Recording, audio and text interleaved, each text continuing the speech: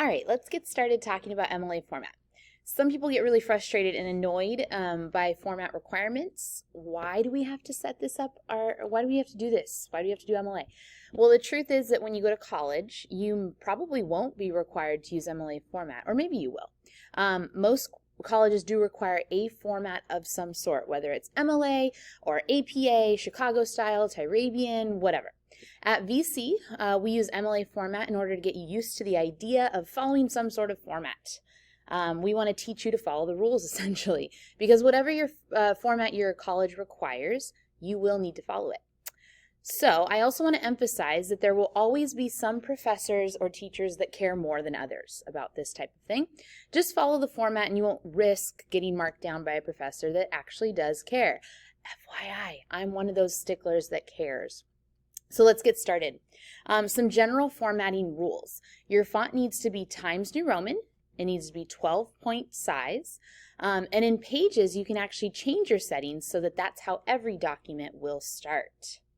Check it out. You go to the three dots in the upper right-hand corner, scroll down to Settings, click Font for New Documents, make sure that the Set Font and Size is enabled, and set the font to Times New Roman.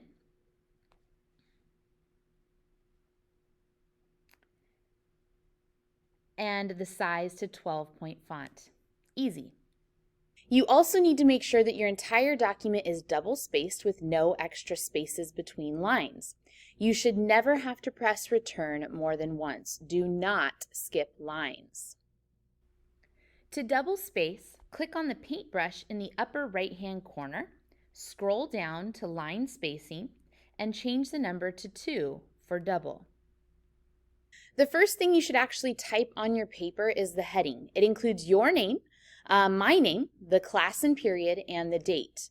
Please note that the date is formatted differently than the way that you would normally write the date out. For the heading date, you need to start with the number day itself, then the full month, not abbreviated, and then end with the full year. Please notice that there is not a comma in the date at all. It should look like this that I have on the screen, and all of that goes in the upper left-hand corner of the document. So that's the MLA heading.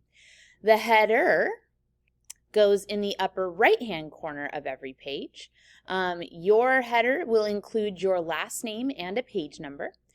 Please know that you must actually insert a page number. Do not simply type the number 1. If you simply type the number 1 rather than adding a page number, every page in your document will have the number 1 for a page number. If you made your default font Times New Roman in the settings, it'll automatically make the header in Times New Roman. If you don't fix your settings, as I showed earlier, then you'll need to make sure to change the font in your header to Times New Roman also. Your header must be typed in the header section of the document to make sure that it makes it on every single page. In order to add your header, go to the three dots in the upper right-hand corner, scroll down to Document Setup, and then scroll down to More Options, and the document setup will open. The header section of the document is the top bar that has 3 sections. Click on the right section and add your page number first before typing your last name. Then, move your cursor to the left side of the page number, type your last name, press space, and you're done.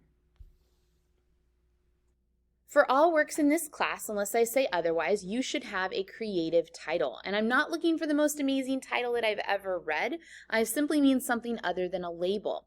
The only exception would be an outline, which can have a label rather than a title. For example, a title for a reflective essay about your educational experience could be School More Than an Academic Education, whereas a label would label it as an essay like My Education Essay.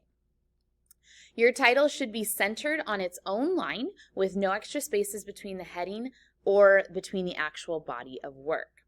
Okay, so here is a document that is set up all wrong. It is not double-spaced, but it has a bunch of extra spaces between the heading and the title, which is actually a label, not a title. It's missing the header entirely.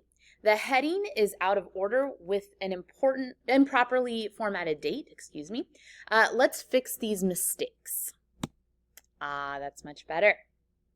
All right, let's make sure to set up our document like this from now on. Thanks.